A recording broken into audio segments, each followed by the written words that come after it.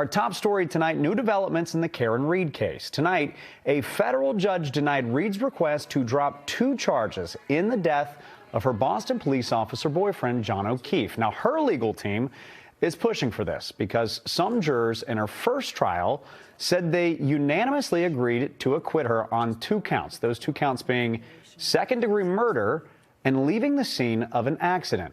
Now, that ruling came after prosecutors released a list of witnesses they could call to the stand during her retrial, which is set for just a few weeks away. Let's get to NBC 10's Michael Rosenfield. He is joining us live from Dedham tonight with more on who is on that list. Michael? Hey, Colton. Yeah, the second Karen Reed trial is scheduled to begin in just a few weeks, really just about 3 weeks to go at this point. And today we got a look at the list of possible witnesses who may be called to testify. The lengthy list of witnesses the prosecution may call at the upcoming retrial of Karen Reed.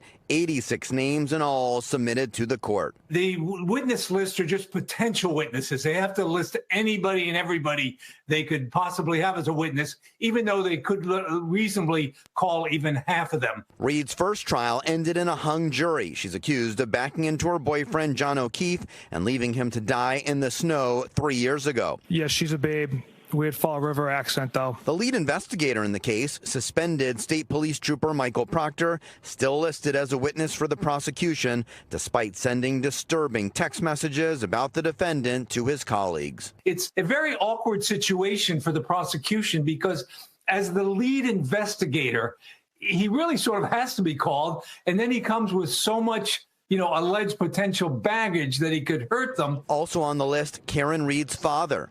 Criminal defense attorney Peter Ellikin says the prosecution may want to know what Reed told her dad after the alleged crime took place. They expect that to ask the father about supposedly she may have made admissions to him, essentially confessions, and they want to have him on the stand and talk to him about that. And Aidan Carney, the blogger known as Turtle Boy, also on the list. He was not called in the first trial. He allegedly had lengthy communications with Reed and has widely promoted the theory that she was framed. If he had not been around with his stories, there is a good probability that this would not have been as highly publicized case as it has turned out to be. We have not yet seen the list of witnesses the defense may want to call. The trial is scheduled to start on April 1st, so quickly approaching. Live at the courthouse in Dedham, Michael Rosenfield, NBC 10 Boston.